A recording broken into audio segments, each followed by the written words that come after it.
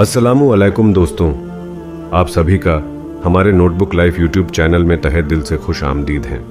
13वीं सदी का हिंदुस्तान, एक ऐसा दौर जब सूफी संगीत और शायरी की मिठास दिलों को छूने लगी थी। इस दौर में एक ऐसा शख्स पैदा हुआ जिसने भाषा, संगीत और शायरी में अपनी अलग पहचान बनाई। उनका नाम था अमीर खुसरो। उन्हें न सिर्फ उनकी शायरी के लिए बल्कि हिंदुस्तानी संगीत और साहित्य में उनके योगदान के लिए भी जाना जाता है। वो एक सूफी थे, एक कवि, एक संगीतकार और सबसे बढ़कर मोहब्बत के शायर। अमीर खुसरो का जन्म 1253 ईस्वी में एटा उत्तर प्रदेश के पटियाली नामक स्थान पर हुआ। उनके पिता तुर्क थे और माँ हिंदुस्तानी। इस मिली जुली विरासत ने खुसरो को एक अनोखी दृष्टि दी जिसमें पूर्व और पश्चिम की संस्कृतियों का संगम देखने को मिला। कम उम्र में ही उनके पिता का साया सर से उठ गया, लेकिन उनकी माँ ने उन्हें शिक्षा दिलाई और उनके भीतर छिपी प्रतिभा को निखारने का हर संभव प्रयास किया। खुसरो बचपन से ही कविताएं लिखने लगे थे। उनकी शायरी में उस वक्त की हिंदवी और फारसी भाषा का संगम था। वो अपनी शायरी में आम आदमी के जीवन की बातें करते थे, प्यार, मोहब्बत, दोस्ती और इंसानियत की। खुसरो ने अपनी कलम से न सिर्फ दिलों को जीता बल्कि अपनी संगीत साधना से भी सभी को मंत्रमुग्ध किया। उन्हें हिंदुस्तानी संगीत का जनक माना जाता है और सितार के आविष्कार का श्रेय भी उन्हें ही दिया जाता है। अमीर खुसरो की जिंदगी का सबसे अहम हिस्सा था उनके पीर हजरत निजामुद्दीन औलिया के साथ उनका रिश्ता। खुसरो ने अपने गुरु से रूहानी इश्क किया। वो उन्हें अपना साया, अपनी रूह का हिस्सा मानते थे। खुसरो के लिए हजरत निजामुद्दीन औलिया सिर्फ एक गुरु नहीं थे, बल्कि वो उनके लिए रहबर, दोस्त और इश्क का सबसे सच्चा प्रतीक थे। उनकी शायरी में इस रूहानी मोहब्बत की झलक बार बार देखने को मिलती है। अमीर खुसरो और हजरत निजामुद्दीन औलिया का रिश्ता सिर्फ एक शागिर्द और गुरु का नहीं था, बल्कि वो रूहानी इश्क का ऐसा रंग था जो हर शख्स को मोहब्बत और इबादत की राह दिखाता था। एक बार की बात है जब खुसरो अपने पीर की दरगाह पर हाजिरी देने आए थे। उन्होंने देखा कि दरगाह पर कई लोग अपने मसले लेकर आए हैं। एक बूढ़ी औरत थी जिसके बेटे को जेल में बंद कर दिया गया था।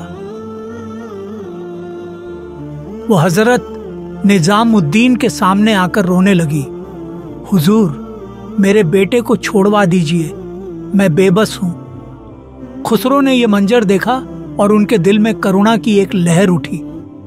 जब वो अपने गुरु के पास गए तो उन्होंने कहा, आपका फकीर कुछ अर्ज करना चाहता है। हजरत ने खुसरो की तरफ देखा और मुस्कुराते हुए कहा, खुसरो, आज तू ही मेरी जुबान है। और फिर खुसरो ने दिल से दुआ मांगी और कुछ ही देर बाद खबर आई कि उस औरत का बेटा जेल से रिहा हो गया। ये खुसरो की दुआ और उनके पीर का करम था जो हर दिल की पुकार को सुनता था।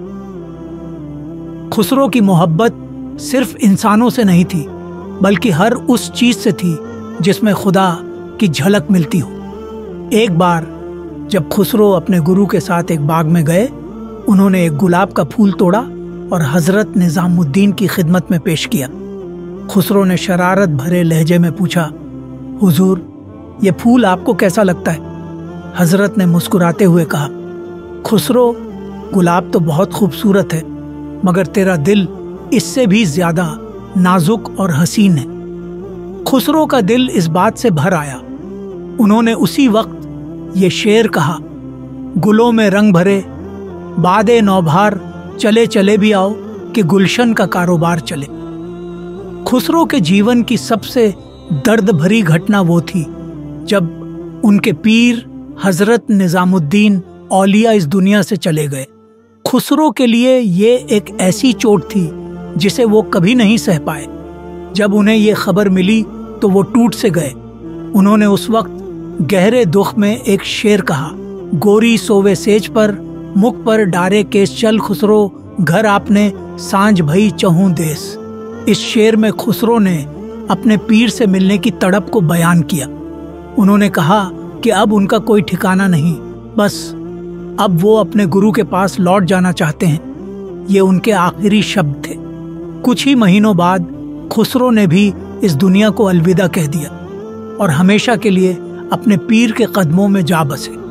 आज भी उनकी मज़ार हजरत निज़ामुद्दीन के साथ साथ है, जैसे वो कह रहे हों, मैं अपने साये से कभी दूर नहीं हो सकता।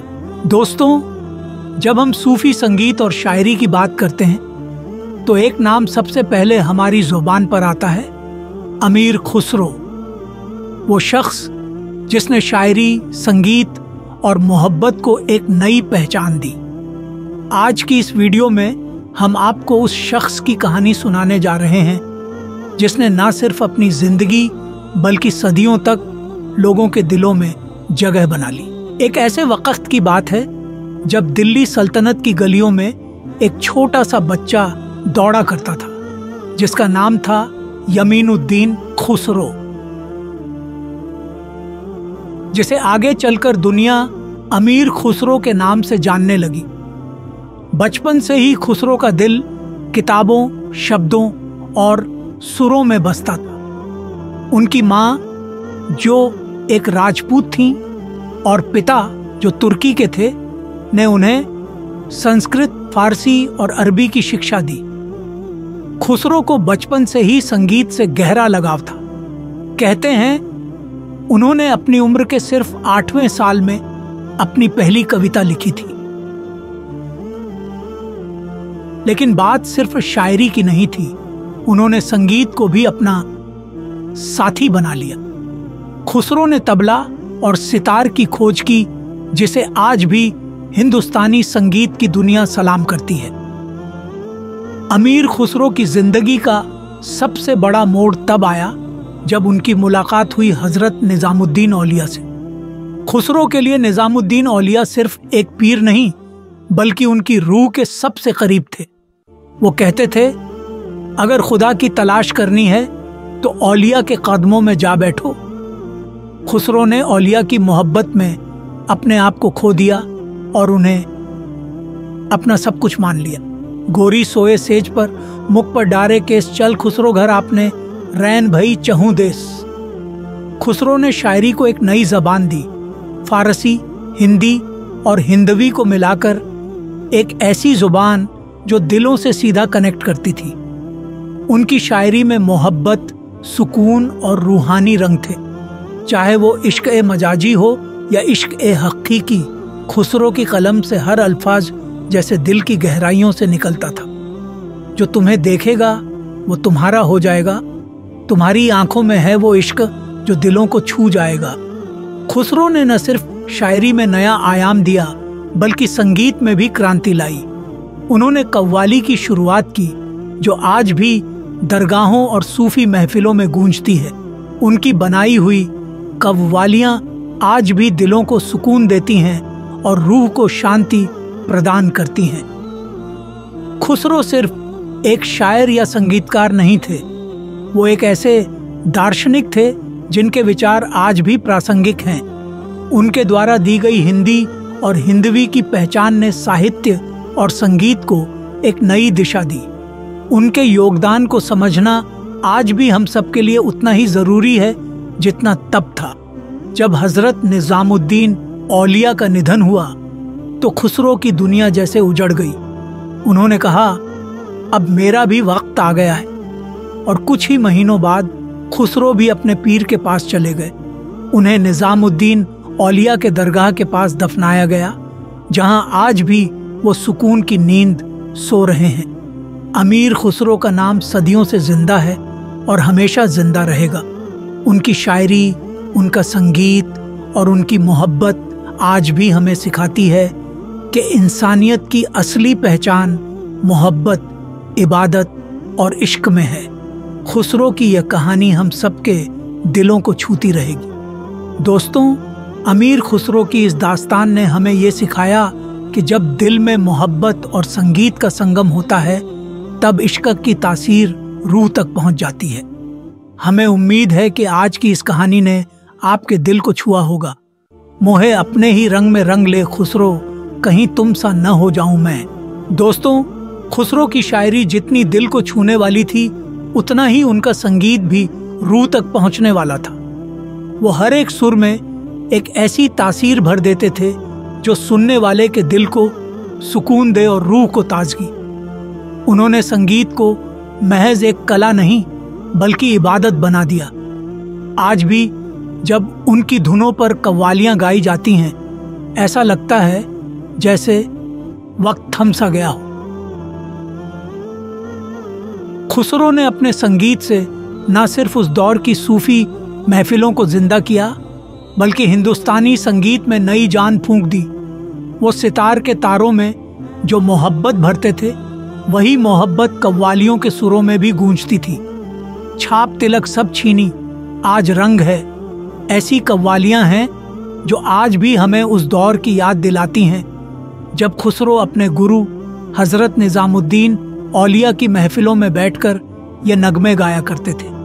आज अमीर खुसरो का नाम जब भी लिया जाता है तो सिर्फ एक शायर या संगीतकार के तौर पर नहीं बल्कि एक रूहानी फनकार के तौर पर लिया जाता है।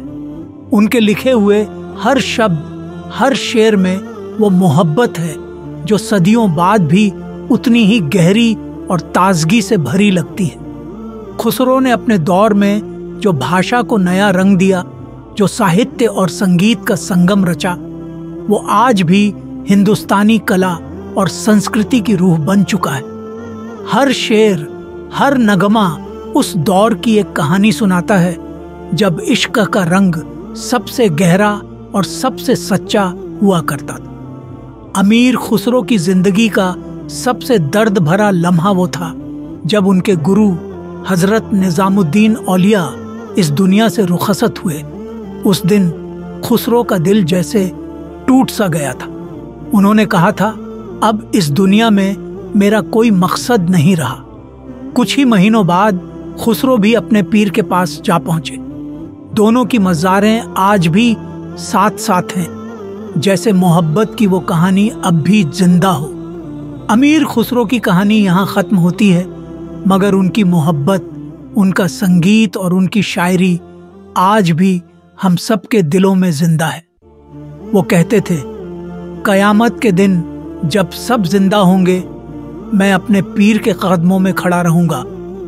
और वाकई खुसरो की मोहब्बत हमेशा हमेशा के लिए अमर हो गई। दोस्तों, अमीर खुसरो की ये दास्तान हमें ये सिखाती है कि जिंदगी में मोहब्बत, इबादत और कला का संगम हमें सच्ची खुशी और सुकून देता है। उन्होंने हमें सिखाया कि जब दिल में मोहब्बत हो और सुरों में सच्चाई तो वो इंसानियत की सबसे बड़ी सेवा बन जाती है। मेरे साथियों, आप सभी का बहुत बहुत शुक्रिया वीडियो को पूरा देखने के लिए। वीडियो पसंद आया है तो चैनल को सब्सक्राइब, लाइक एंड शेयर करना ना भूलें।